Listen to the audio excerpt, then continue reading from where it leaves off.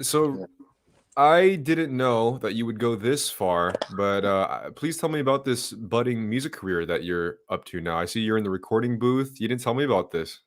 Well, the first album is I didn't want to say anything because I feel like the more I talk about it, the more it sort of messes with my creative process.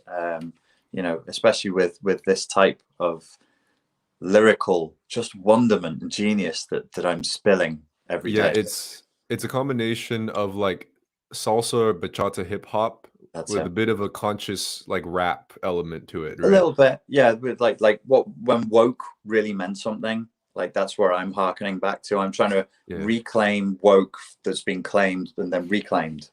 Yeah, you're throwing a bit of Spanish too, right? Yes, of course, we have those reggaeton tembao beats in there. I'll be rapping and I am rapping in Spanish as well.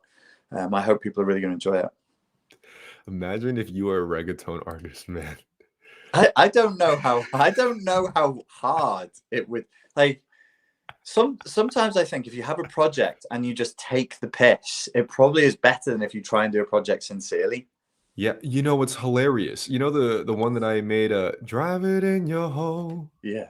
Little silver Kim. on my" that was a complete parody, like a Right, complete joke, right. and it's the top favorited song with my alter ego, Lil Klimp. I was listening to a playlist. Did I tell you this? I was listening to a random hip hop playlist and somebody had put Salamander into it. Shut the fuck up. No. Not yeah. So I was on a drive in Ibiza and it was quite a long one. And yours came up and David Vuj, the Serbian guy, his track came up on it, and I was like, I'm randomly listening to hip hop, and I got two of my mates on his track list. Yeah. Wait, was it your friend's playlist, or did you just find a random one, or No, like it was a randomly found playlist. There was some I wanted. Is it AMC Bitch Better Have My Money? Patrice O'Neill's favorite track, and I found it. But whatever playlist I chose that had that in it had you in it as well. what the fuck? That's Yeah, fucking weird, man. yeah. That's really So it just strange. started playing, and I was like, "Oh, this is good." It kind of sounds like. And I was like, wait a fucking second, I recognize this. This came out like a year ago. This is Pierre. And I looked on my phone. I was like, I can't fucking believe it. It's Pierre. Yeah, Yeah, it's my Salamander. tongue-in-cheek, ironic hip hop alter ego. You know, that this is an interesting thing to actually bring up because why is it that certain projects, things like, in your words, taking the piss out of something or a Yeah, parody or stuff that you don't put too much effort or seriousness to it, yeah. why is that energy different in terms of being easily more accessible and enjoyable than content that you focus and like really put effort towards something because that never really pans out correctly. It's freeing and it allows you to engage in full blown cliches of cliches in an unabashed fashion. So whenever I think about, so my brain occasionally as a marketeer goes, Richard, you have to brand what you do. You need a system, like a system of therapy. And every time I do, I think of, there was a movie where Steve Martin was a guru and he was kind of taking the piss out of Anthony Robbins. I can't remember the movie, but the system was called Mindhead. It was just Steve Martin going, join us at Mindhead. It was this super Californian thing. And so my brain won't let me do it because of stand-up comedy and irony. I'm like, I fucking can't do it. But I should. So if you say, well, I'm not doing it seriously, I'm taking the piss. If I promoted myself as a joke personal development guru, I would do so much better. I would be way better known than I am. But my own Yeah. irony Yeah. holds me back. That's funny. I've told you to implement a bit more humor to Yeah, whatever you do, man, because like yeah. that's like an element of you that's like really forefront, but you do pull back on it quite a bit, you know? I'm always with the main psychology channel. I think I've really smothered it. I think I've really suffocated it by keeping too much of me out of it, and it makes it a very hard place to talk because Mm, I'm trying to speak to too many different audiences, and I'm still in mm. my mind. I'm still at university. I'm like, oh well, what if Yeah, this yeah. isn't peer reviewed research? What if a professor listens to this? And I'm like, I think at this point you either have to say, okay, stop with YouTube and go and do, because I tried to do a master's a couple of years ago. If I really want to, I should go and do a master's in psychoanalytic theory, Mhm. or don't. but don't try and straddle both worlds with your ball bag tickling the electric fence. Yeah, yeah. However, I don't know if this was more of a thing before as well, but I feel like before having straight effort and focused energy actually paid off to a result. However, the rules have completely changed these days, where it's literally the least amount of effort, but it has to be done in a what there's an art to the effortlessness to a certain degree. Well, You know what I mean? I do, and it's hard to capture that. I know what Yeah, you're talking about. In yeah, hip hop terms, you're talking about Three Loco and what else was Dirt Nasty involved with? Mickey Avalon. yeah, yeah, yeah, And you yeah. can't like.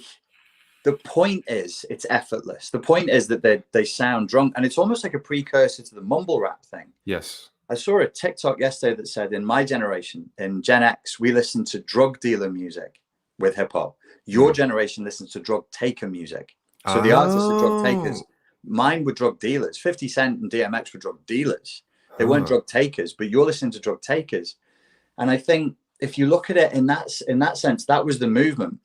Hmm. That was the bridge. I know we're talking about rich, pretty well off white guys from Los Angeles, but it was just that I think was the precursor to mumble rap. It was we are Yeah, fucked yeah. up. We're losers. We're not the dealers. We're the takers. We're the drug takers, and we're sort of street scum.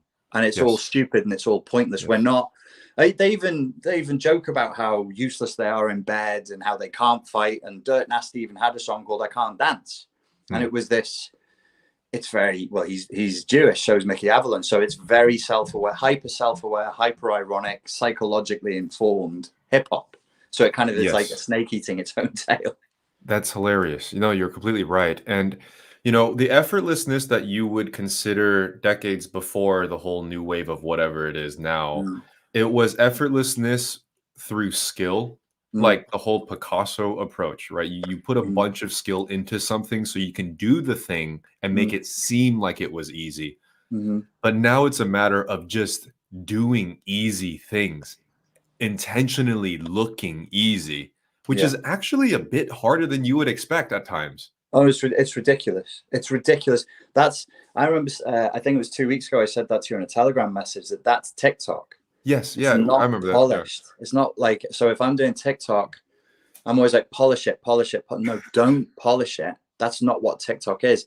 People are working very hard to look spontaneous. It's not spontaneous. There's 17 takes, but they fake the spontaneity because that's TikTok allows you to have the fantasy that you're having a snapshot into somebody's random thought. They just had Yeah. this thought, or they just wanted Yes. to do this dance, or they just wanted to say this.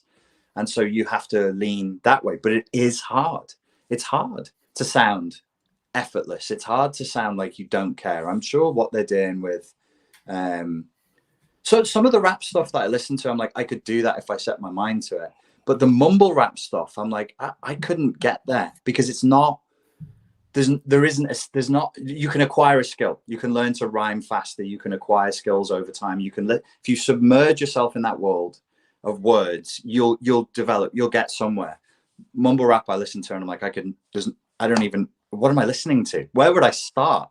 Would I have to become a drug addict to do Yeah, you know, this? to put it in a more black and white, almost like crude way, it rewards the dumb because It because rewards the dumb. yeah, to There's put it the in the t-shirt for this podcast. We always have one slogan every podcast. There it is. it rewards the dumb.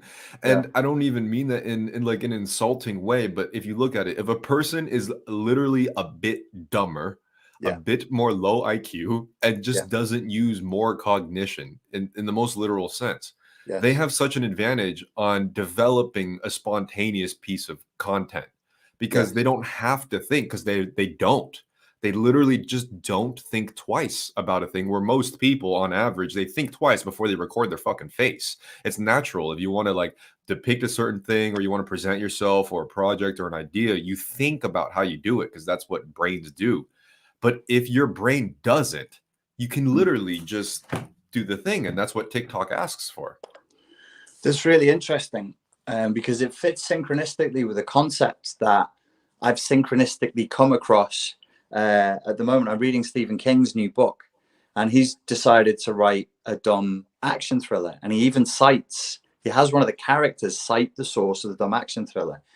But it gets more ironic than that. It's called Billy Summers. If you like action thrillers, it's a great book. It's very psychological. There's plenty of action. It's an interesting book.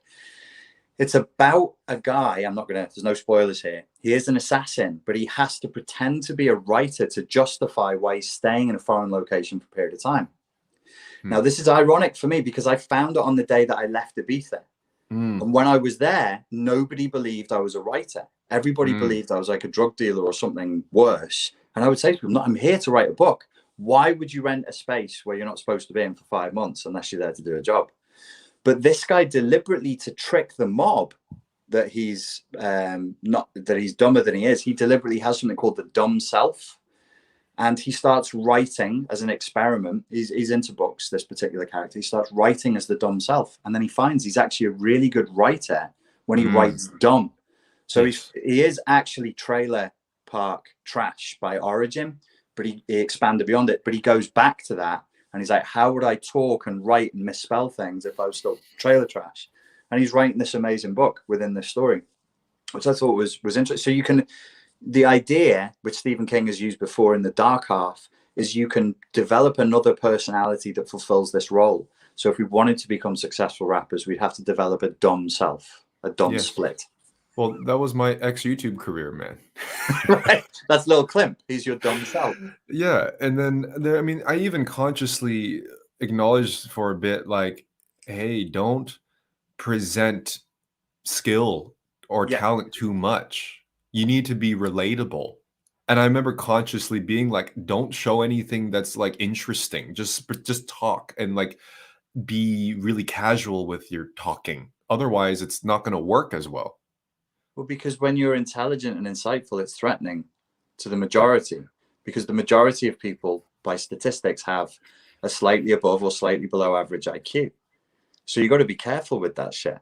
When you're dumb, like say if I set up a personal development course and a brand, and to me it was dumb, to the average person it would be immediately understandable because it would be called Mindhead or Mindhead. Join us at Mindhead, or it would be called Fivehead, or whatever. And but think of it from the consumer's point of view. They would see me, they'd see the branding, and inside of 2 seconds, they'd know what I was and what I was offering. Right? Okay, this is personal development. They don't want to learn your backstory. They don't give a fuck about it. Nobody cares about you. They just want what they want. So be the thing that they're expecting, and you slide through like a hot knife through butter. When you insist that people understand you or that they think, you're no longer a hot knife through butter. You're some other metaphor that's really clanky and clinky. Maybe that's the reason I look back at something like Magic. Magic is not it doesn't pop up anywhere these days. It's no longer a thing. And I'm thinking the allure of Magic in the 80s and 90s were a lot more powerful, and even bits in the 2000s with David Blaine. But I'm thinking maybe something that kind of enters that world of leaving something mysterious, leaving something that requires a bit of wonderment or a bit of nuance to kind of appreciate. It's not a time for it because people want, like the title says, they want an app for that. Yeah. There's a desire for immediacy. And this is a very unfortunate indicator that we are devolving. We're no longer evolving, and we are heading towards idiocracy and showering the crops with Gatorade or Red Bull or whatever they did in that film because we've forgotten how to water the crops. That we will move backwards, that like a wave, we've gone up to the peak and now we're slowly receding back. And that the detritus that's left behind, the bits of crap that are left behind, will be the rotting peaks of our civilization. I think, it sounds really bleak, but I think we can already see indicators of that within our lifetimes, that is already happening. The line is receding downward. It's not moving forward anymore. I mean, the overtness in all media is insane, how straightforward things are. Like, I mean, the most obvious example is just modern day mainstream music. There was always some sort of innuendo or metaphor within even the most overt lyrics, even 2000s R&B music. There was still kind of like a, you kind of like you say it without fully saying it. It's not so direct, and then now it's just you literally rap or sing about exactly what's happening. Like exactly, you put the pee in the hole. Like that's it. Well, it was there back in my day, but it was considered freakish and niche. And so what I've noticed in the last how old am I? Like 30 years is things that were fringe and freakish and niche that you can enjoy for their fringeness have become mainstream. So we did have, like, I went back and listened to the Two Life Crew, who I loved when I was a kid. And that really is, you put the PP in the JJ, and it's literally that, just over and over again from various angles, in various locations, in different cars, whatever. It's not meant, it's not De La Soul, it's not Public Enemy. They weren't competing on that level. They're like, we're the guys who shout, hey, we want to put, and that was their thing. But it was niche. But what you're saying is there's like this movement of that niche market has now become a completely mainstream thing.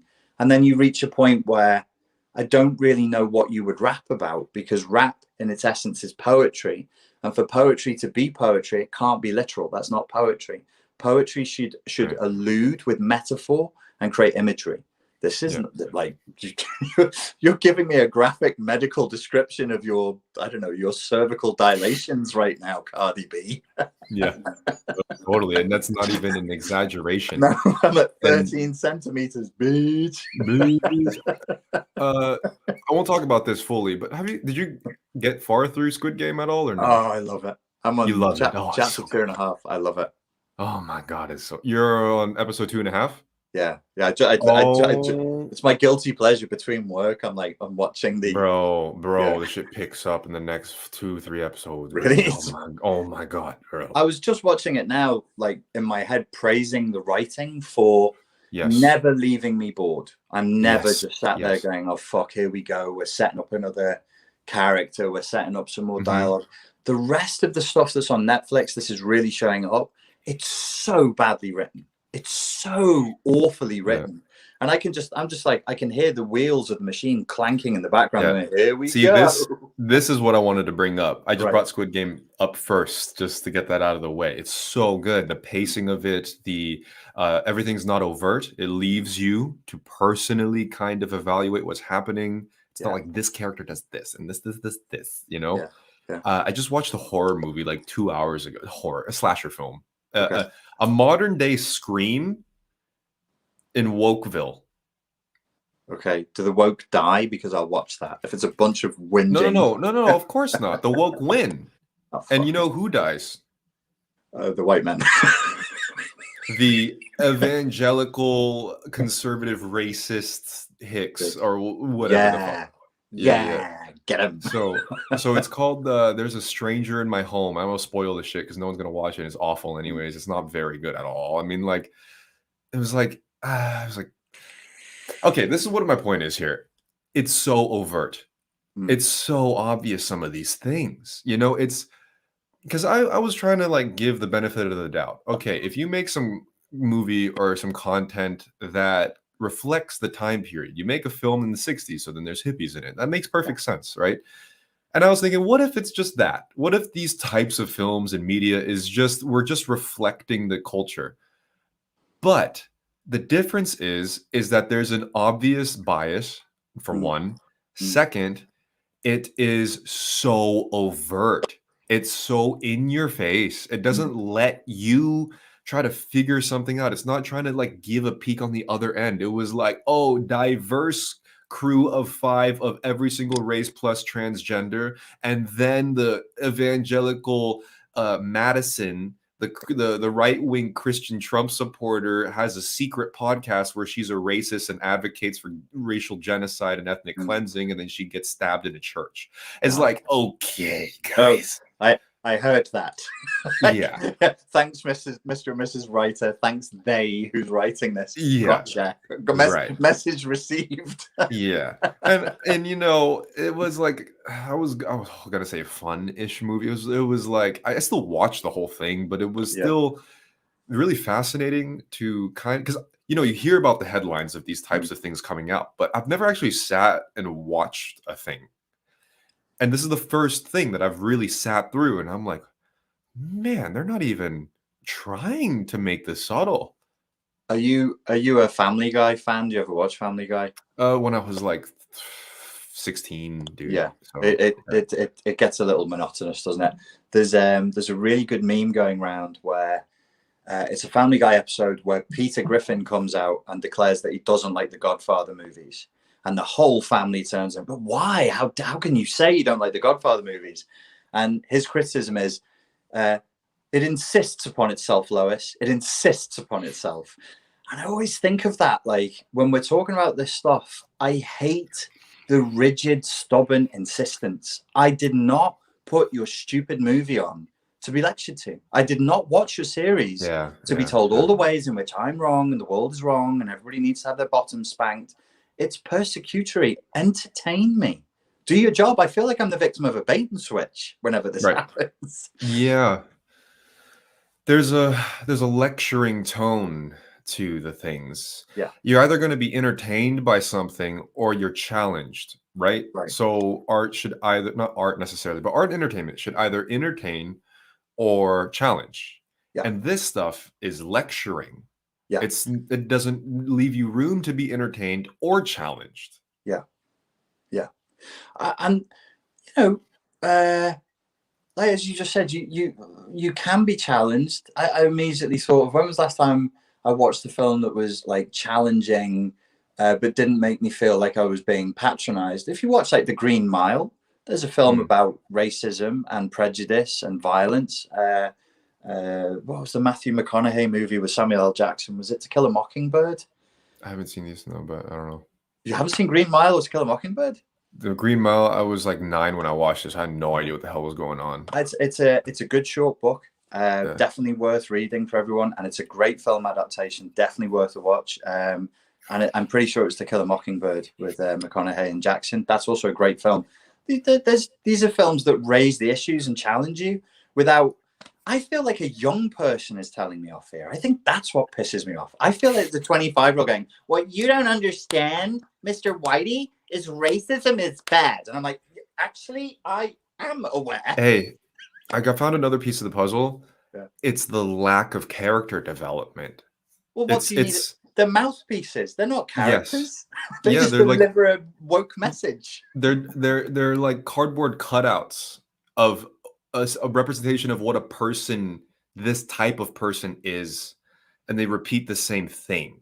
They say stereotyping is wrong, whilst the stereotype mouths everything that a stereotype would say. Yes. Tell me more about how racism is wrong and stereotyping is wrong whilst engaging in it. They're not written like real people. There's no humanity attached to it because people aren't really like that. People have their own internal challenges. They showcase hypocrisy and flaws. That's what makes a human. There's growth elements. They fuck up, then they figure it out, or they're not capable. Like in Squid Game, the characters are not capable. They all have these problems, like deep problems. They're not these perfect mouthpieces for a thing.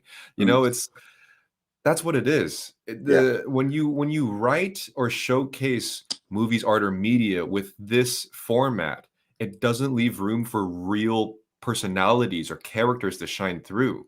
Yeah, that's true. 100%. It again, back to that suffocation thing. Like what I've done with Spartan Life Coach is for myself creatively is suck all the oxygen out of it. And I think they've done the same thing because they've put a political agenda and dogma before anything else. And when you do that, of course it gets stale because all the writers will be looking at all the other writers policing each other, and everybody's wondering when it's their turn to go on the chopping block. And you're so busy writing, your version of what you think will ultimately become the Communist Manifesto. You're like, I'll be famous for this one day. No, you won't. Nobody gives a fuck. No, you won't. They're doing so much of that they forget how to write. And that's why Squid Game has that character development. It subverts audience expectation. It subverts the standard narrative, but not in a goofball way, not in the stupid American millennial way that we saw in the Star Wars movies. Let's throw in some audience expectation. This is garbage. The way they're doing it respects the intelligence of the audience, and it makes you think, wow, that was smart. That was clever. Not just, let's do the opposite of what we dummies think the dumb audience would expect. Yes. I'm going to bring up that game that I was ranting you about for weeks. Oh, Life is Strange True Colors. I swear to God, if you guys haven't heard about this, you literally play as a bunch of millennial hipsters in Colorado. And it's like they've written the whole game under a woke checklist: diversity, mental health problems, emotional reasoning, blah, blah, blah. They sterilized everything. This is the result of writing art through this narrative. Let's make everything clean as possible and non-offensive in any way. Then your literal superpower in the game is empathy. right. So when a person is feeling sad in the game, the mission is you telepathize and empathize with their empathy, and then you make them feel better through a roundabout way. Oh, you are sad because you didn't get your dinner? Let me go read the emotional content of the plate to gauge that you need to eat and you're hungry. Here's some food. Oh my God, thank you. How did you know I was hungry? I don't know. I just had a feeling. It was the worst thing I have spent 4 hours of my life on. Speaking as a mental health advocate, professionally speaking, who's constantly going on about the need for emotional literacy and getting in contact with our emotions, and the fact that in a therapeutic relationship, empathy is key. That is the hot garbage of Satan's arsehole. And if people immerse themselves in that, they're going to get sick. You will make yourself sick. This whole agenda, this whole narrative, this whole ideology that through empathy we can love the world better. Speak to any, don't just listen to me, speak to any coach on narcissistic abuse, and we'll be screaming from the rooftops, stop, stop, stop. It's going to ruin your life. You can't love situations better. Empathy doesn't solve everything. Being immersed in your emotionality is guaranteed, if that's all you're doing, to drive you crazy. One of the things, I didn't play the game, but I suffered the trailer because Pierre made me. I was angry with him, very cross for him making me do that. 4 minutes of garbage into my eyeballs. But I was thinking, this is a kind of ideological stance, and if people play the game, they'll be conditioned to do this. That makes you feel, as the player, as the main character, because we all adopt the main hero role, that we have the right to erode other people's boundaries and to change their emotional states because we know what's best for them. Right. Fuck off. Right. Fuck off. That's the thing. She, the main character, had the power of reading people's emotions. Therefore, she can make anybody feel how she wanted to as a solution to things. Right. Yeah. And, you know, one of the biggest things, there's two lines of when I just said, fuck this. The first one was her friend just witnessed like a close friend dying.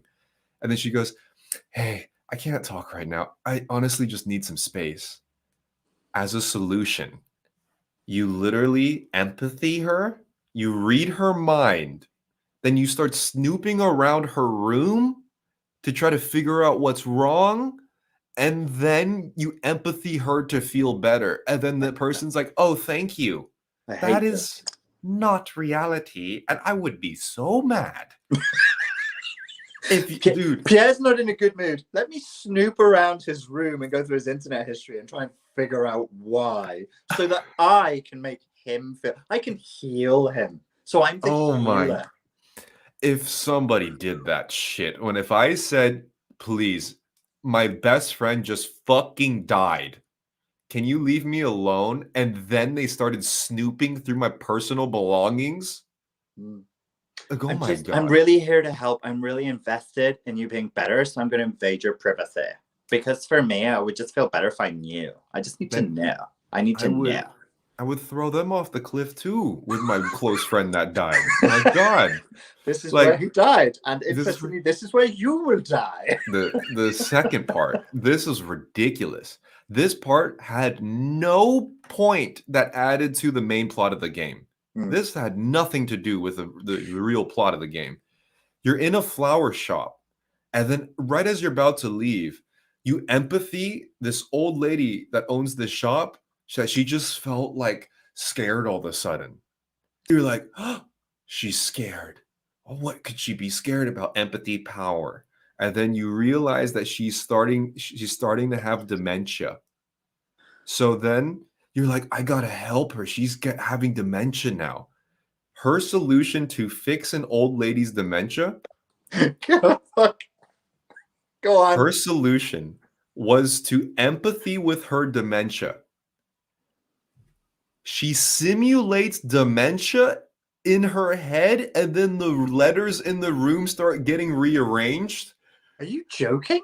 I swear to God, I have the gameplay playthrough. I lost my shit. I found it fucking hilarious. I started laughing so hard.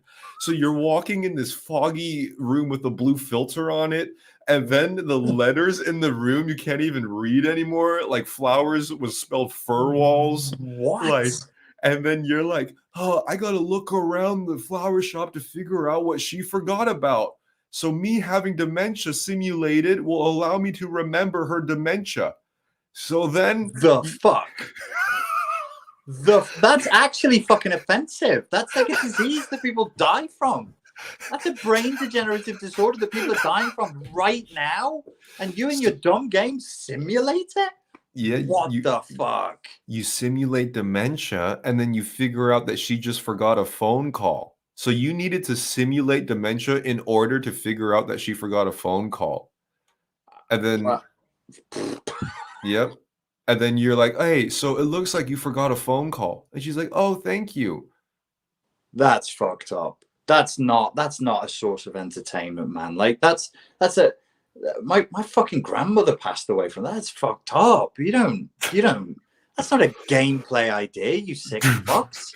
Dude, halfway through, I started losing my shit because I started laughing at how fucking absurd this was. Like, I was like, what am I playing? I'm like, what? This is a game? That's insane.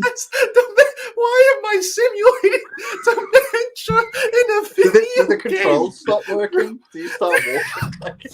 Just start vibrating.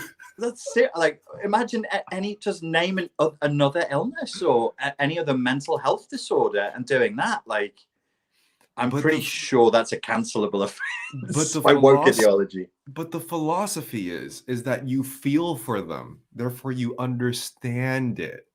They're out on a fucking limb there. And I actually was a consultant on a game that was never released, where you were trapped in an asylum and the different enemies in the asylum had different mental health issues. And we had this whole conversation. I'm like, you've got to be careful because the people playing the game, if that dude's got like an uncle or an auntie with this, it's not really, zombies break into the Pentagon and you kill them with a shotgun. Yeah. Nobody's lived that. Nobody's gonna live that. That's fantasy. You're a vampire in 1682 and you're killing the werewolves. Nobody's gonna. This is, I don't know, like that makes me uncomfortable. It made me really. Your description made me uncomfortable. I don't think they should be doing that. And honestly, the other thing I was going to say before you mentioned the fucking simulation of dementia, which is wrong. If you're walking out of the shop and an old lady feels fear, that's none of your fucking business. That's none of your. This is busybody training. We're training people to be busybodies at this point. And that's the thing. I think that the reason why the whole game just fucking irked me, because I mean, besides everything, the biggest thing was just mind your own fucking business. Like the whole game literally could be solved. Just mind your own fucking business, dude. Like, your power's prying into everybody's shit. Yeah. Like, what is this? It's not like a murder mystery. You interrogate, well, sort of, but not really. Like, you're not interrogating people trying to figure it out as a cop, and it's like you're just like you're reading their empathy, which actually none of the missions, any of the missions, could have been done by a regular sober person by asking. You know what your special power is? Asking questions. There's nothing special about empathy. You just ask questions, and then when the person replies, you listen to them. You're not psychic. You're not psychic. You're not special. This is normal human interaction, you fucks. Yeah. And the ridiculous thing is that there's like some crazy plot twist in the end where one person's the actual murderer, and you couldn't empathy your way to figure out that was the original person that fucking killed the whatever. But yeah, man. This is a superhero. This is going to be one superhero that nobody would be grateful showing up. So if this was like, I don't know, she's Jaguar Girl, and she can turn into a jaguar and rip her enemies in half, and I'm getting beaten up by a group of thugs, and then Jaguar Girl shows up. I'm like, fucking thank you, Jaguar Girl. I was about to get my fucking teeth kicked out there. Cheers. This thing turns up. I'd be like, what? well, I'm empathizing with the fact that they had childhood trauma and that's why they're hitting you right now. Yes, I'm dying, actually. They're stamping on my brains. Could you stop them, superhero? The only useful thing that ability should have given her is like, oh, that guy is the actual murderer because my empathy is telling me that, he did it. No, that didn't happen. So then it's fucking... So a useless girl with a useless skill is useless for a whole game. Yeah, the only thing she did was simulate dementia. It's like... That's the only thing she did effectively. Yeah. Oh my God. Like, so anyways, that game got a 9 out of 10 on a lot of game reviewing websites. Sure. 9 out of 10. I believe all review aggregate sites now. Oh my God. You know what's hilarious? The ironic thing about all this is supposed to be like some game, like make your like emotion feel and like everything wholesome in the end or whatever, right? I literally went from that game to finding a new game. It went from zombie apocalypse to serial killer. Like I just went immediately from empathy, the road to empathy, just straight to hell. Right. Because I was so furious that like I chose like horror games afterwards. And there was this game made in 2012, The Walking Dead game. And I mean, okay, culture has shifted so much since 2012. The story in this game, the graphics aren't the greatest or anything. It was written amazingly. The character developments, you really start attaching to them. There was horrific situations that made you really it challenges your moral reasoning. Like main characters dying and like getting hurt, people that like you thought was going to last towards the end and then they're gone. It's like, wow, what a risk in story writing that just would not happen in anything these days. No, it's I always loved the premise for The Walking Dead. I really liked it. I dipped back into the later series. I mean, I think it's again victim of its own success. It probably had about 6 series in it and then it should have ended. But they'll be like, well, it's making money, so can you make them go over to an island? Can they go underwater? Can they like can they fly? And, they just got to do dumb shit to string it along. But I like the original series a lot. I thought it was good. Yeah. And I was just so surprised at the risks that they're willing to take in terms of developing the characters and like killing off a few and and it put you in a position where you really had to choose. There was no agenda. I didn't feel an agenda. There's no political taint in the game. It's like there's none of that. And it's really, really clear at an unconscious level. You can just smell when a person's trying to push a message or lecture you in a game, and another one that's just making you challenge yourself or like just genuinely trying to entertain you. Yes. At an unconscious level, you don't have to reason it. You can just kind of know that it's happening. It's like effectively it's a kind of narcissistic abuse. It's probably more at the borderline end of the spectrum. It's more of the smother mother than the tyrannical like the tyrannical father's going to bully you and be like, do this or else. But the smother mother is like, you want to do this, don't you? You do, don't you? But don't you think? No, I just told you what I think. Yeah, I heard you, but don't you really think? It's like, stop, get out of my mind. Stop. Yeah. Everything is leaning in that way. It's much more boundary corroding, the smother mother style, and it's in everything.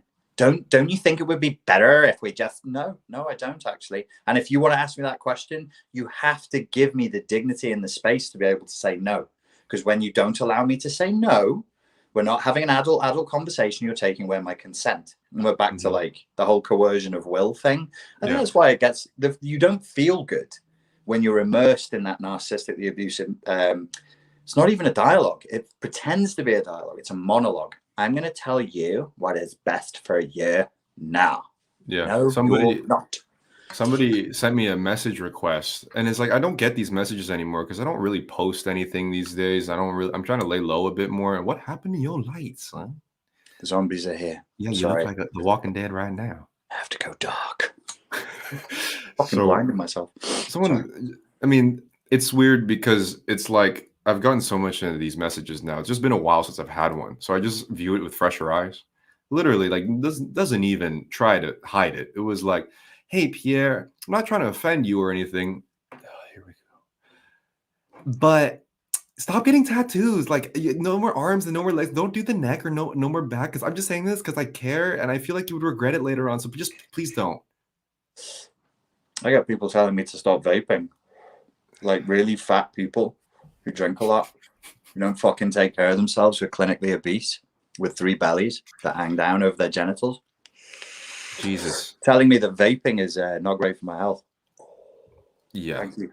Thank you for sharing. I thought it was really improving my cardiovascular ability. Thank you for enlightening me, you fat fucks. My lord. I had to get it out. I had a little something, and it came out here.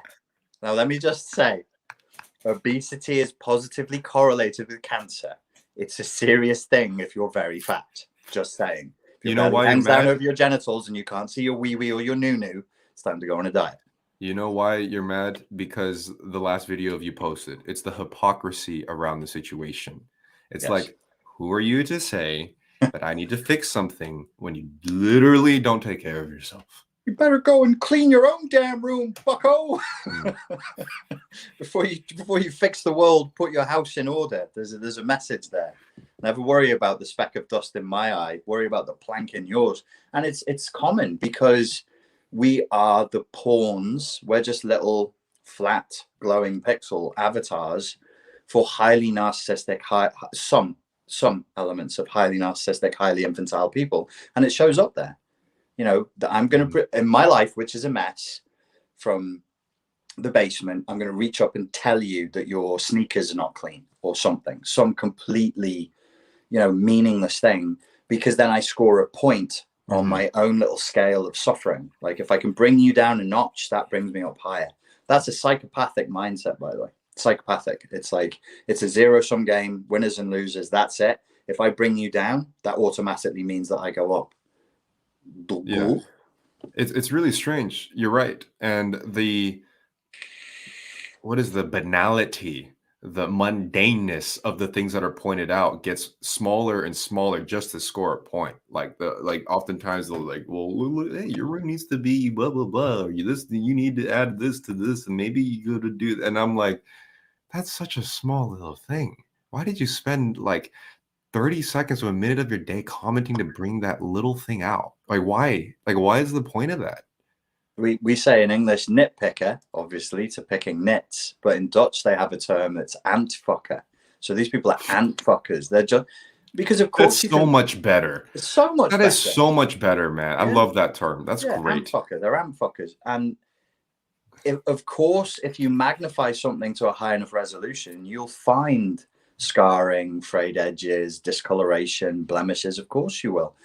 It doesn't mean, though, that you don't have to look at yourself. It might sound like what we're talking about is quite petty, but this thing that we're talking about points to the big thing, the big problems we have in culture, the big problems we have in society right now, is this highly narcissistic, no, but you. No, and it's like, dude, when is it your turn? When do you turn your powers of analysis, judgment, and criticism back on yourself? Because if the answer is never, you're insane and nobody should listen to you. Right. And I think that's mostly why I'm so irritated at the smallest things the most, because it points to that bigger thing. And I think my trigger is not only injustice, but just this entitled ownership of things. That really bugs me. Yeah, that really bugs me. Just walking in and you just own the place. What? Yeah. At what point? No, I get that from people online. They're 10 years younger than me, and they're talking to me like they gave birth to me. I'm like, I don't know you. If I saw you out, I wouldn't try to get to know you. You don't interest me in any way whatsoever. Why are you talking to me like this? Why? Yeah. And the reason why is a narcissistic effort to consume you. This is, again, we're back to the smother-mother dynamic, and it's not a purely female thing. Like, many males are out here doing this because they've imbibed it. They're anima possessed. And it's like, here is the thing that challenges me, and it makes me feel narcissistic injury. It makes me feel less than. What do? I'll try and swallow it. I'll try and consume it within my matrix. I'll blend the boundaries by squirting an acid to make the shield wall porous, and then I'll try and subsume that person. Now they're part of me. I'm enmeshed with them. And so they can't be above me, because we are now one thing, and anything they do is kind of me doing it. It's insane. It's really creepy, and you can feel it when people do it. What's it called? Sorry, I'll need to think for a second. Go ahead, mate. Yeah. By the way, if I need to get the phone for 2 seconds, it's just a really quick like notification thing. So I'm just letting you know I'm waiting for a quick phone call, but if it happens, it happens. Okay. But basically, I think this kind of goes hand in hand with, I think, a TikTok that you posted, or actually it was an Instagram story about modern relationships and being a product of consumer late stage capitalism. This is, I think we've talked about it a few times here and there, but when you live in an environment that teaches you that everything is yours and the algorithm is yours and you're here to consume absolutely anything in your path, it ends up being within relationships, but just generally other people on the internet. You know, you're constantly buying and then it becomes yours, or you're just watching things and then it's yours. You see people, it's yours. Everything's yours now. Yes. Yes. And I think I see that and I hear it, and I can see the flip side of that coin. So I've said this before, and I do think it's worth repeating. We can say that a person has arrogance, and that's a useful way of understanding the coordinates of that person. But it's also useful to draw a distinction and say that person lacks humility. And you think, well, that's the same thing, but it actually isn't. Sometimes it's worth pointing out, this is a Zizek style point, the negation of the negation. Because when I say a person lacks humility, they may not present as arrogant. They may present as quite pH neutral. And only over time with your interactions with them, you're like, this motherfucker doesn't have 1 ounce of humility in their whole body, but they're not overtly arrogant. Does that point make sense? Yeah. I know what you mean. Yeah. Similarly, that's what makes it sneakier. That's what makes it really sneaky. It's impossible to detect. You can write down all the red flags in the world. You won't see this coming. This is my opinion now, is like with certain types of personality disorder, you're not going to see it coming. It's just going to arrive, and then you'll realize when your arm is already enmeshed within the Matrix monster mouth, and then you'll be like, oh fuck, this is going to hurt pulling it out, and it is just going to hurt. Yeah. Similarly, the other point I was thinking of is you can tell when somebody has never been smacked upside their fucking head for opening their mouth. And I don't want to live in a world where people are violent and they're smacking each other around. And I don't want to live in a prison yard. I don't want the law of the jungle. I don't want that. But I have to be honest, for me, from my background, for how I've lived my life and where I've come from, it's fucking hard to talk to people and deal with people who've never had just a slap like that in the mouth once their whole lives. I just like, God, can I just please just a little? It's that Mike Tyson quote. I was literally trying for like 30 minutes to figure out the video clip that it's clipped from, but he said the thing about social media, it's made people too comfortable with talking shit without getting hit in the mouth. Yes. You know? And I agree. I don't want to have to deal with the repercussions of actual physical violence, but I think what you're pointing at is that people need to see real consequence for certain things that they say. That's the lack of humility rather than being arrogant. Like, what would make you humble? You need to know that one day, if you just say the first fucking thing that comes in your mouth with no impulse control, somebody could turn around and give you a slap in the mouth, and it won't ruin you. It won't break your jaw or give you concussion, but it'll give you a slap on the ego. You'll know you got slapped. And you'll think about it. You'll be like, "Ooh, shit! Maybe I shouldn't do that next time." And the thing is, I always point back to the idea of when I read a comment or something else or something internet interactions in general, I always go back to, would this person say it in real life? And 99% of the time, it's no. They would never say or communicate in that way whatsoever. No. And that is the proverbial metaphorical smack that needs to have right there, because it's when they say something that couldn't fly in real life and then they do it online. I'm not for smacking kids, and I'm not even for really like verbally you can terrify a kid and do more damage than you can by hitting them. You got, like, kids are fragile, kids are vulnerable. You have to be so careful with them. But at the same time, as I'm interacting with people, I do sometimes wonder, whether it's online or sometimes in real life, I'm like, how were you raised?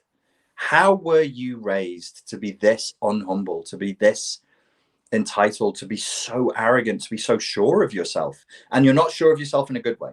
This idea, I agree 100% with Jordan Peterson on this one. The idea that confidence and self-esteem are the two best traits a person can have is insane. It's totally insane. There is such a thing as ungrounded confidence. There is such a thing as like unjustified self-esteem. The idea that we should just pump kids up to think that they're angels walking on earth is really, really not a good idea. They have to learn boundaries. They have to learn to respect the other kid's toys. And you don't run over to another kid and smack them over the head and steal their toy just because you want it. That's not a civilized way to behave. I'm not for hitting kids. I'm not for screaming at them. But if you're a parent, you got to do that job. I was listening to the dude who wrote The Boy Crisis or something, and Farrell, is it? I don't remember his name, unfortunately, older guy, but like one point that he brought up was kind of fascinating. And within young boys, the element of roughhousing, wrestling, striking each other, whatever you want to call it, just like rough play in general, right? Mm-hmm. And it was an interesting point saying that roughhousing teaches a few things. Yeah. One of them is boundaries. That's obvious, because when a kid actually gets legitimately hurt, then that's a problem. But they can contest when until it gets there. Yes. So you kind of have a more physical, tangible way of where that boundary is. Mm. Second is long-term gratification. Mm.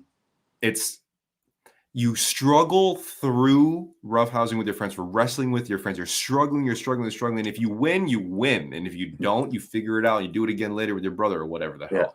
Yeah. And then the last thing is actually really interesting. Empathy. It actually teaches empathy. And it's, in his words, it's counterintuitive, because you wouldn't think like wrestling with, your friends teaches empathy, but it does in a way where if you both are obviously consensually wrestling, you have a limit of when someone gets hurt, and you get to see like, oh, I'm choking you too hard. You're crying. Oh, fuck. You bruise, you're bleeding. Oh, shit. And because you need to know what that feels like. You need to know that fucking sucks when that happens. Yes. Yeah. And then it happens to you after, right? And then you kind of get that reciprocal feedback of when it is bad and when it isn't bad. Yes. Yeah. I immediately made me think of a puppy training technique. I don't know if this works. I've never raised a puppy. I've looked after adult dogs. But I was with a puppy once, a little golden retriever, so cute, and he liked to bite. And I was playing with him, and he was actually biting me quite hard. And the person I was with said, stuff his paw into his mouth when he does that. And the idea was to get him to bite his own paw, so that he learns, when I bite down, even though it feels good for my baby teeth, it feels good as I'm growing, that's actually causing pain. But he can only learn that when he experiences the pain, because otherwise pain is pain is an empty concept. It's like, well, what's pain? What's consequence? There's no, he has to feel it first. And then when he puts his teeth on you, he's like, oh, but when I put teeth on me, that shit hurt. So I don't want to hurt you because I love you. He really doesn't want to hurt me, but it just feels good on his little teeth. It's nice to bite down on human flesh. Yeah, I've heard the same thing with dogs in the same manner too, but especially for a young developing creature, it's the best way to learn is through tangibility, through physicality. We're going to teach them abstract concepts. You just feel the aura of the thing, and then you just get it. It's you just have it. No, you gotta it's gotta be tangible somewhere, Yeah, we're not embodying enough. Like, we're just not in the body enough in this culture. I told you somewhere on a podcast that we did like 7 or 8 months ago, I was worried about being accused of ableism, and that's why I leaned out of teaching people or instructing people to go to the fucking gym, because I am, despite what people think of it, I am actually quite left, and I'm like, that ideology is there in my head, and now I'm like, no, fuck it, because that's hypocrisy. I'd rely heavily on going to the gym and doing yoga and doing kickboxing. You should. I'd go fucking crazy without it. I'm not a gym person, but the moment I picked martial arts up, my life flipped upside down in the best way. Like overnight. It's crazy. Like I had my first sparring session because my trainer thought I was ready. And I was the most fun I've had in a long time. I love it. It's amazing. I love sparring, man. And I was kind of scared of that, because it's kind of like there's a lot of consequence if it's not done right.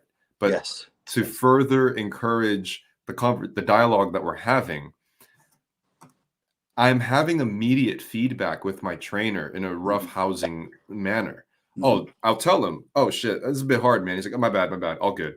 And I'll get him a few times, and then, depending on his reaction, whatever, then he goes back, I'm doing this, doing that. And there is that immediate, I feel it when I'm hitting too hard on you, and when you're hitting too hard on me, and you have that immediate thing, and then we end up working together in a combative way. Yes. Which in the end, afterwards, we get KFC and everything is a good fucking time, With striking sparring, that back from when I used to teach, with the BJJ or submission wrestling, if you start on the floor, you can afford to go a little harder and a little sloppier, because if you do make a mistake, there's still a few moments of tension where the ligament is there for you. You have to want to break somebody's bones. Yes. Yeah. When I got my knee ligament torn, the guy was trying. I was preparing for a fight, and he didn't want me to fight. So he deliberately knackered my knee. He did, and you have to try quite hard to do it. With the boxing, with the striking, you can just step where you didn't mean to step. The guy's guard is down. You think you're flinging out a jab. I've done this in sparring a couple of times. I think I'm flinging out a defensive jab, and the guy's dropped his, because I'm not looking at it, the guy's dropped his guard. He stepped forward as I'm jabbing and nearly knocked him out, because it's inches. It only needs like a couple inches more of penetration to clonk the head, and you can hear like the jaw goes clunk. I've not broken anybody's jaw, but I've tagged people like that. So the striking sparring, you must have a very cooperative ambiance.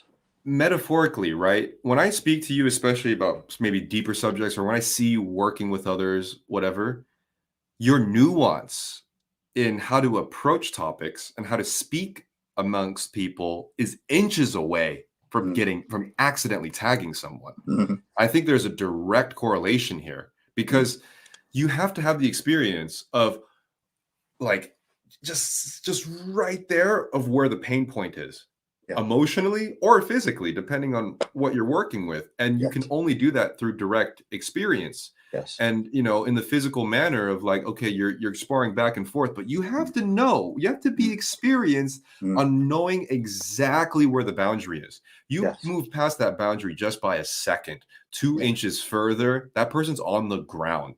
If you're working with people emotionally or psychologically, you move 2 steps a little forward, that person's crying on the floor, not going to be able to move in fetal position. There is like deep nuance to that concept that you're talking about, because in Russian martial arts, in the traditional Russian martial arts, we're taught you can hit somebody in a way that gives them power. You can actually strike somebody in a way that gives them confidence and that makes them angry and hit back harder. So as the combatant, you're supposed to hit somebody with the Russian martial arts with the least effort, because it's kind of lazy and it's cold, so you don't want to hit them too many times. You're supposed to drop them, and they'll show you all the ways that other martial arts styles actually can invigorate the body, because of the way we're striking the body. It can generate a tension response. You may have seen videos like when somebody goes to do a deadlift, the training partner comes up behind them and goes across the back. That's not to hurt him. He's not weakening him. It's to get the adrenaline. So he goes and rips that bar off the fucking floor. Now in seminars, I've done that with people psychologically, and it shocks the room. But someone will ask me a question. I'll look at them and I'm like, I reckon they can take this, and I'll give it to them quite hard. And everybody else in the room's like, fucking hell, Rich, you're just supposed to be empathic and nice. And I'm like, am I?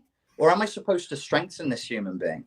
Now, if I hit them soft, I can make them cry in front of you all like that, and then they'll have snot and tears and no dignity. Or I can hit them harder, and we'll see some courage, we'll see some strength, we'll see some resistance. That's fascinating. That happened to me during sparring. There were moments where my trainer specifically was like just a little bit more, and I swung back like 1-2 way harder than I should have. But he was doing that on purpose for sure. Right.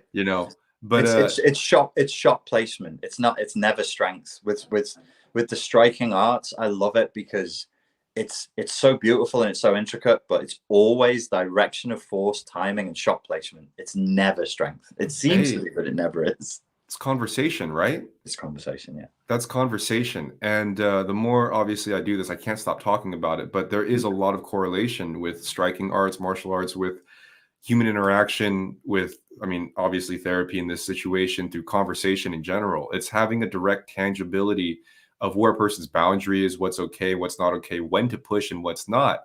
Yeah. And the conversations you find nowadays, it's like people are just choking motherfuckers out left and right, not letting the other person talk. If you were to physically represent how people speak over these days, it's like, that's not sparring. That's not, a measured match. Like you're just here to just, if you walked into a dojo and you just started punching people, or you started choking people out with no discourse beforehand or anything, you would probably get knocked the fuck out in 2 seconds. Oh yeah, somebody's going to put you back in. I mean, there's videos out there of mentally ill people going into dojos and doing that, and I've seen that. Yeah. Which is, I would always say, if you think somebody's mental, please don't. There's things that you can do to restrain them and remove them from the building and call the police. You don't have to knock them out because you don't know what meds they're on. You know what their blood pressure's like. You don't want to catch a fucking case, which you can do if you're knocking people out. UG Rose made this point. I just put her in timeout. Oh, for fuck's sake! Wow, you just muted her. You crossed your boundary. Sorry, you crossed their boundary, bro. Fuck you, UG Rose. I'm kicking you out. What's UG? Sorry, it's gonna unmute you in 5 minutes. It says so. I'm so sorry, UG. My fat thumb. I'm so excited. She said that what we used to do when we were younger is roast each other, and then when you roast somebody, they have to learn how to clap back, and that strengthens them. That was part of the Spartan regime as well. They would roast each other. They would have these debates where people would sit in the middle in the agoge and just be challenged on everything that was supposed to psychologically and emotionally strengthen you as well, so that you could come up with good comebacks. You don't want to be psychologically weak and physically strong. That's no good. Yeah. And I've always avoided horror films and these types of things because I just hated that feeling. But as of recently, as a spooky season, the Life is Strange led me to this route.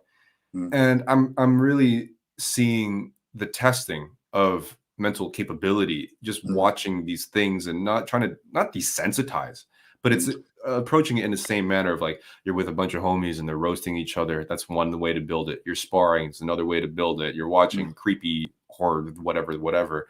But in the end, it does end up being a bit more empowering. It builds a bit more competence in these situations. Because we need to treat people the way we want them to act.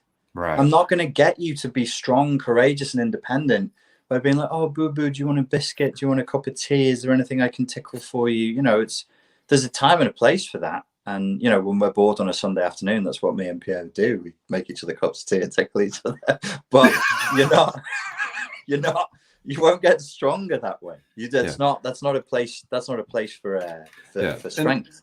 And to further kind of expand on that roasting analogy, it's an art form too. You know how easy it is for a roast to get insulting?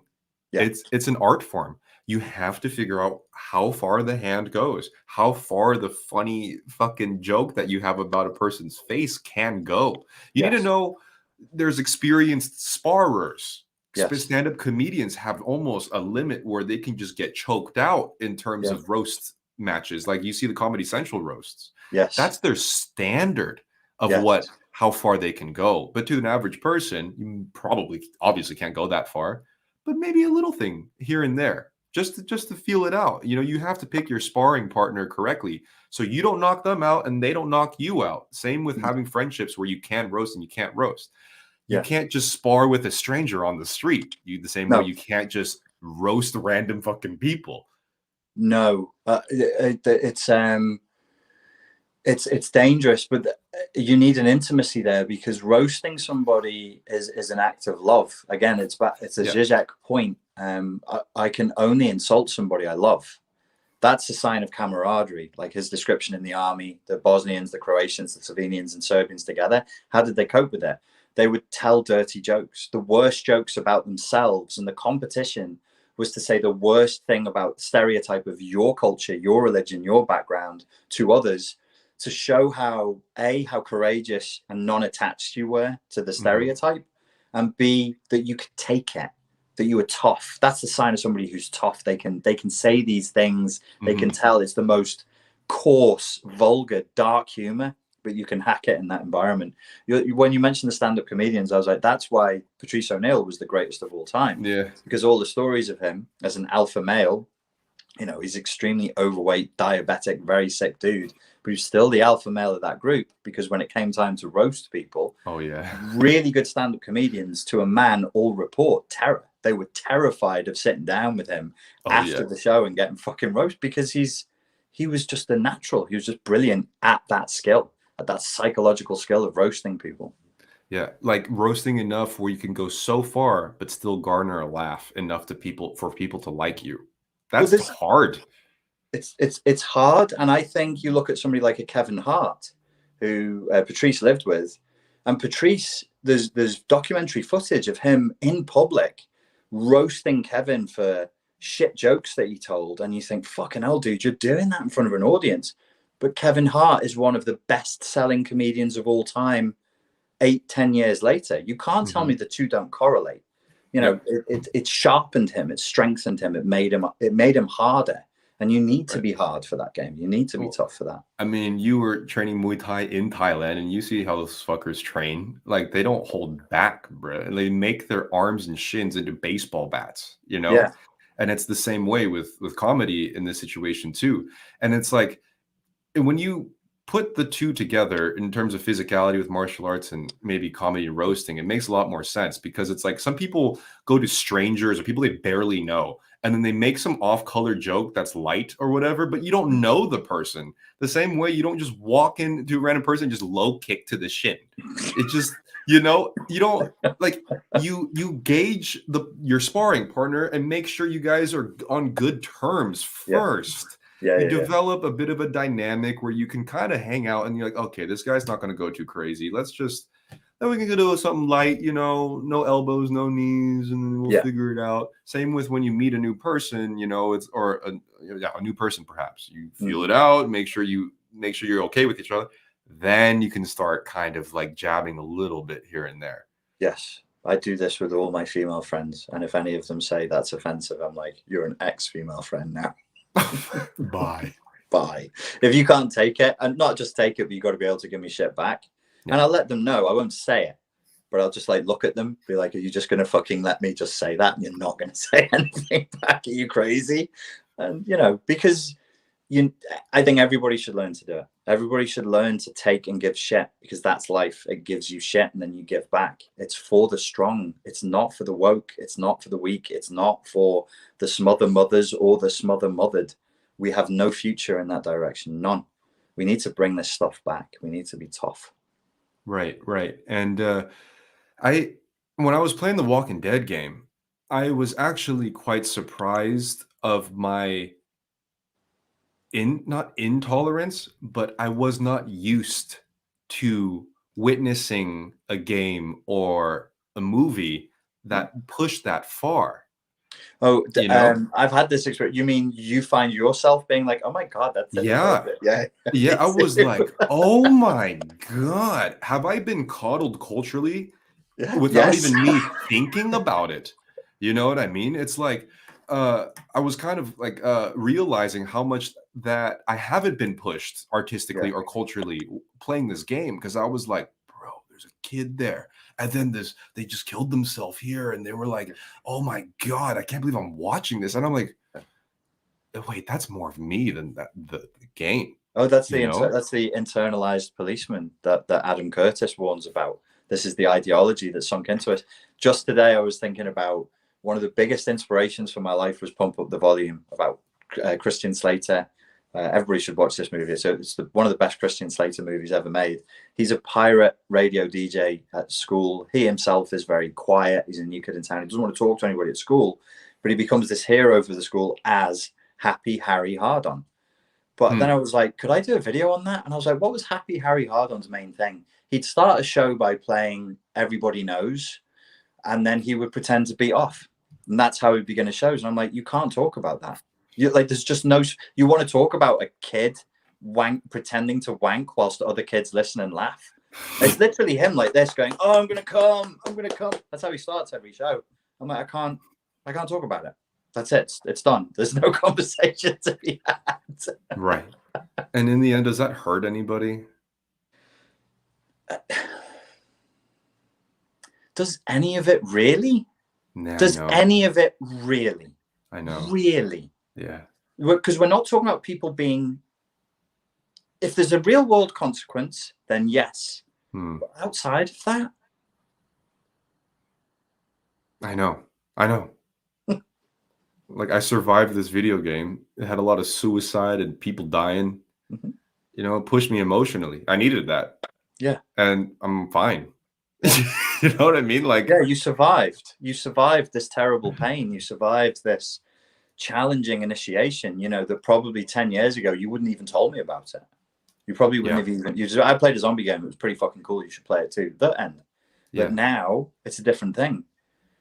We don't have initiations. We don't have challenging.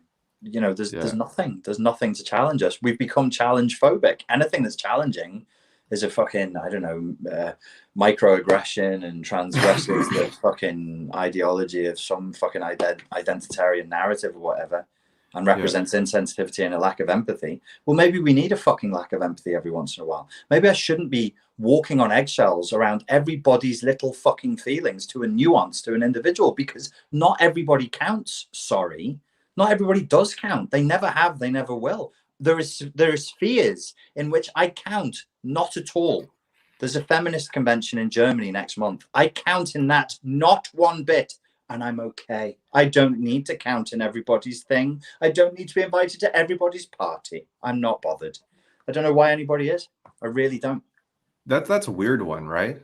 Like, everyone has their own thing going on, and then people feeling offended that they're not a part of the party anyway. It's like, do you really even want to be a part? You wouldn't even go. If you had the invite and you were asked to go, you wouldn't even go. It doesn't involve you. It's not about you. You're not interested. Come on. And it's the elephant in the room is, of course, if for me to do that, I would need a lack of my own interests. I need a lack of self. I need something to complain about, because the essence of my being has become complaining about how victimized and persecuted I am. And there's nothing else. And when I don't have victimization and persecution, I feel empty and numb and insignificant. And I go into narcissistic deflation. So I have to invent persecution and victimization. Yeah. If there's a sewing circle happening in the city and they said, Pierre, you can't come, I say, okay. And, if there's a car meetup and a certain person can't come, okay, whatever. I wasn't even interested. And that's the thing, though. People want to be a part of stuff that they wouldn't even go if they were invited. Yeah, no, there's it's something beyond control freakery. I'm tempted to say, oh, this is control freakism. It's beyond that now. It's way beyond that now.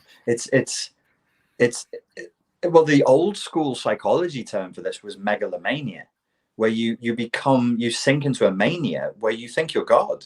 So God is in everything. I mentioned this in one of our previous podcasts, the book by Cormac McCarthy, Blood Meridian, which I highly recommend to people, but it is gory, about the formation of America and the essence of the American spirit.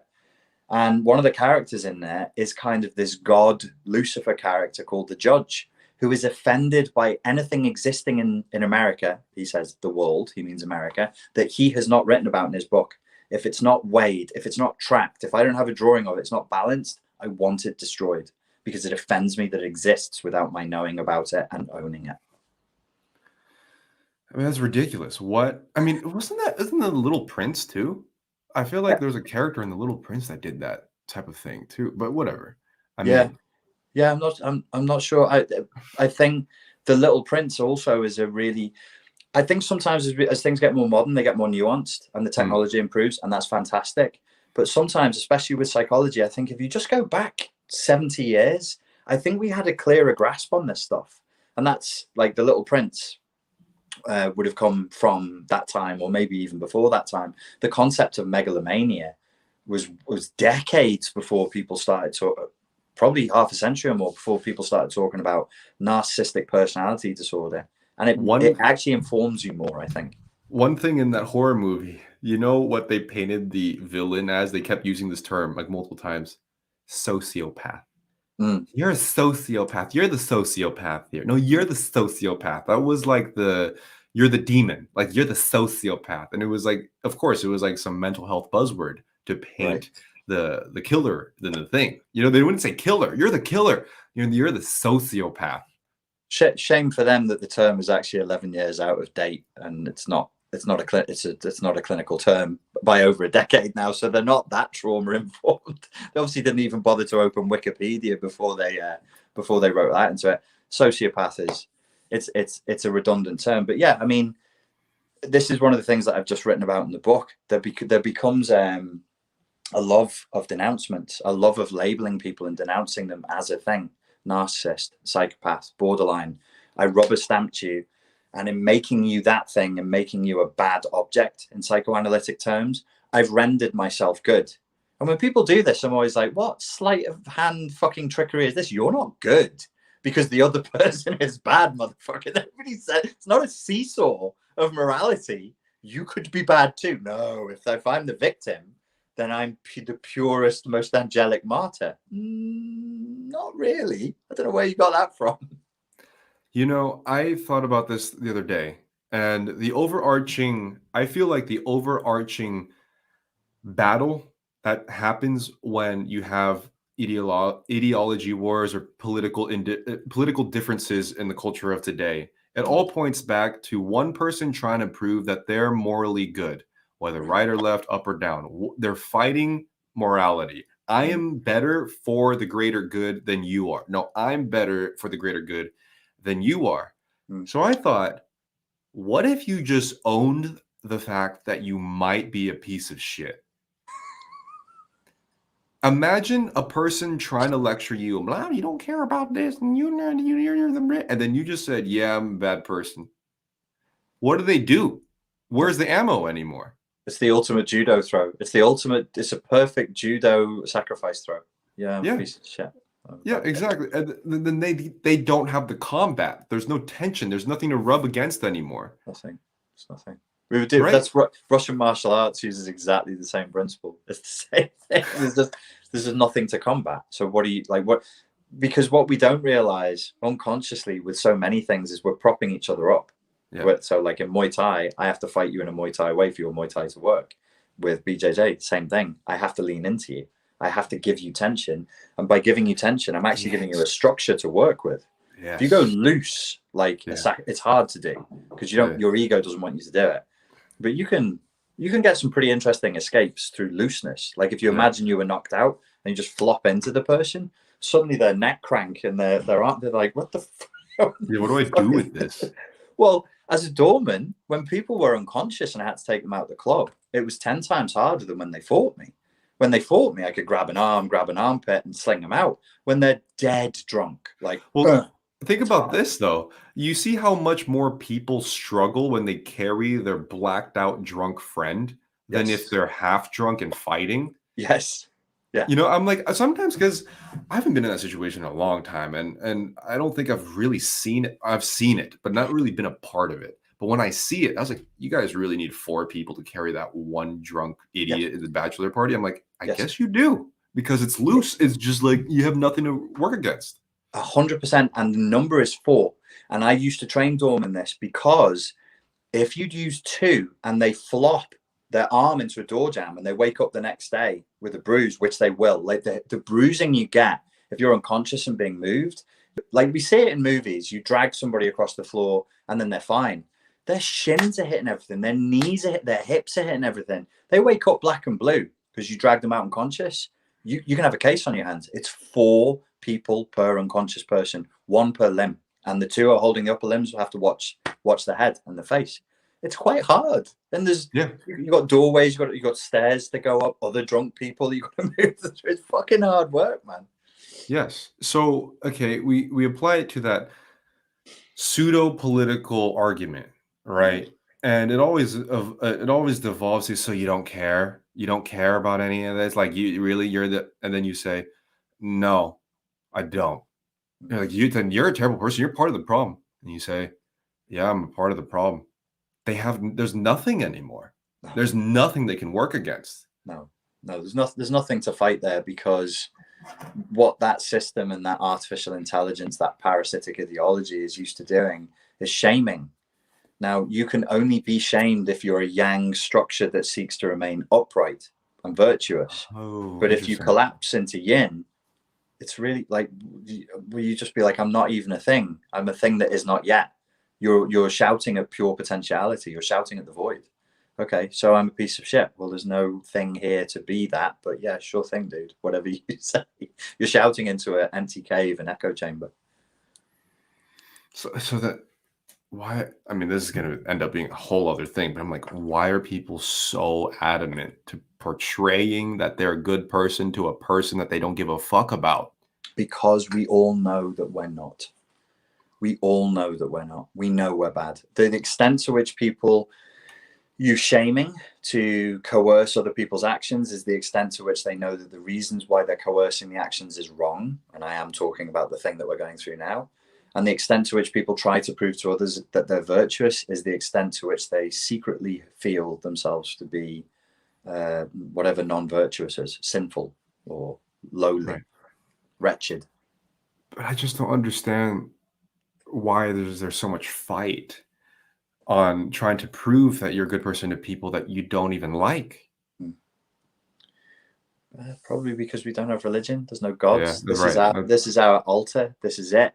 This is the church. We're in church. You and I are low level priests, and somebody's watching us. Somebody above us could be watching us. The flock they have a dominance hierarchy. We're somewhere in that dominance hierarchy, and this is social media is the modern equivalent of what church used to be. We're checking out each other's hats, our church clothes, whether we wore a flower in the pal, whether you sang during the hymn or you didn't sing during the hymn, all the gossip, so on and so forth. It really is religious, but it's got that social element to it that we're missing. And we do care. We're designed to climb dominance hierarchies. People don't like it, but it's evolution. It's the way it is. You're not here for you, kids. You're here for your kids. So the higher up the dominance hierarchy I climb, the better off my children will be. It's not really about me. It's about theoretical offspring, always. Weird. Yeah. I mean, it's that whole Tyler Durden thing in Fight Club. You do all these things to impress people you don't know or you don't like. And that seems to be everything nowadays. Like, I think people are more focused on impressing or connecting with a bunch of strangers or text on the internet than they are with people in their real life. Because you see how these people interact or they tell stories of people in their real life. And it's always like super abusive. I told him to fuck off, or I told her to fuck off, and blah blah blah blah blah. And it's like, yo, you sound like a piece of shit in real life. You don't care about anything. But then when it comes on the internet, it's totally different. Please say what you need to say. I'm just going to take this 2 seconds. I promise, 2 seconds. Yeah, no problem. What I need to say is that I'm very hungry. That's Pierre speaking in Czech. He just said Dobry den. And soon I'm going to have to go. And you will all feel so sad and bad. You won't. You'll be fine. Everything's going to be fine. I'm actually beginning a new religion that will be the start of the new dictatorship. Just hand over all your power, your money and wealth to me. I need 5 years. 5 years. I'll clean the world up. It's going to be good. I'll be kind to you. So yeah, that's what I think about the psychology of Adler on that one. Adler, huh? I told him I wanted to be the new world order dictator and that I was setting it up for me. But I couldn't tell you because it's a secret. God damn it. It ain't no secret no more. I'm 15 still in my tiny brain. I'm going to have to go soon, mate. I'm absolutely fucking starving. Should we take some questions from these good people? Let's take some questions, my friend. Shikan Haramitsu Dai Komyo. Please give us your question. I got an oni on my arm. Speaking of I got an oni on my arm. Slice motherfuckers, man. Nice. There's an arm lock that I really like called an Oni Gadaki, which was from Togakuri Rune Ninjutsu. Have you seen Midnight Mass yet? Have you seen that, P? Have you? No. Me neither. Neither of us can comment on this situation. We have not. We have not yet witnessed. This is a pyramid because I'm Illuminati. And that's why I'm here on YouTube doing a podcast, because that's what the Illuminati do. Is this pyramid a thing, RG? Yeah, it is, baby. Worship the pyramids. What the? Is it normal for the? I don't know if you're a man or a woman, but you should speak to your doctor and get a blood check and see what your hormonal levels are doing. Crazy time for hormones in human history. Get it checked. Get it checked. How easy is it to learn Czech, Mr. P? It's too hard. A lot of Czech people just tell me to not even try. So it's not very encouraging here when it comes to making foreigners speak the language. I've learned some Slovak. Ja sam uchylach velký prese anglicky, which I think means I'm a fine English gentleman and it's nice to meet you. Perfect. Yeah. Flowers or four wells? I have no idea. Four wells is the simulated dementia spelling of flowers in the game. How to speak? Okay, last question. How to speak your truth in a time of cancellation? I have to think about that for a second. Somebody else asked if I understand any Bosnian. The only thing I can say in Bosnian is cevapcinica, and that's all I need to say. That's where they make the cevapis. Delicious, really nice. Go ahead, Pete. It depends on what platform or who you're talking to. And most of the time, it's not really worth it. It's more of if you can find a direct community to communicate honestly, as opposed to trying to fight a wave. It depends if that's the fight that you want to fight for, mostly. Maybe you can add on to that, Richard. I don't believe in cancellation. I don't work for anybody. I'm self-employed. I don't say shitty things. I don't have horrible beliefs that are weird or sexist or racist. I'm not hiding some dark evil in my heart. There's nothing to cancel me for. And if anybody tried to cancel me for anything I have said, I would fight like fuck and I would make an example of them. And in the end, I would win. So I would win well enough in the eyes of people I care about. So I have no fear of being cancelled because there's nothing I do that's cancelable. That's that last part that I was trying to point to. You win in the eyes of the people that you care about. And I think that's the most important thing. And in my opinion, the fight that's worth really fighting for is developing yourself to a point where you can just interact with the world without any fear. Yes, I like that. Dobry den. Hello, are you here? Dobry den. But seriously, I know I made a joke out of being the world dictator, but I really think that we should do this, guys. Let's not fuck around. There's not much time left. Everything, all the problems. It will be a full-scale military dictatorship. Dissenters, of course, will be shot, but it's temporary. I don't want people to live in fear for a long time. And, I'll let the good ones go. All right, mate. Is there anything we should be finishing up with? Any final thoughts from you after what we discussed today? Can I get a hoy, yeah?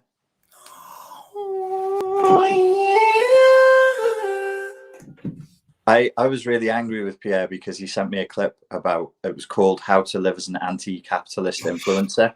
And he sent me this and made me watch it. I was fucking so enraged with him that I went on his stream on Pierre Extra and trolled all the comments. And I was like, make Pierre slap his nipples, make him do it as punishment.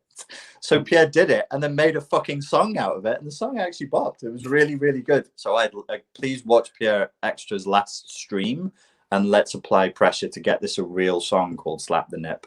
Bro, why didn't we talk about that video on this stream?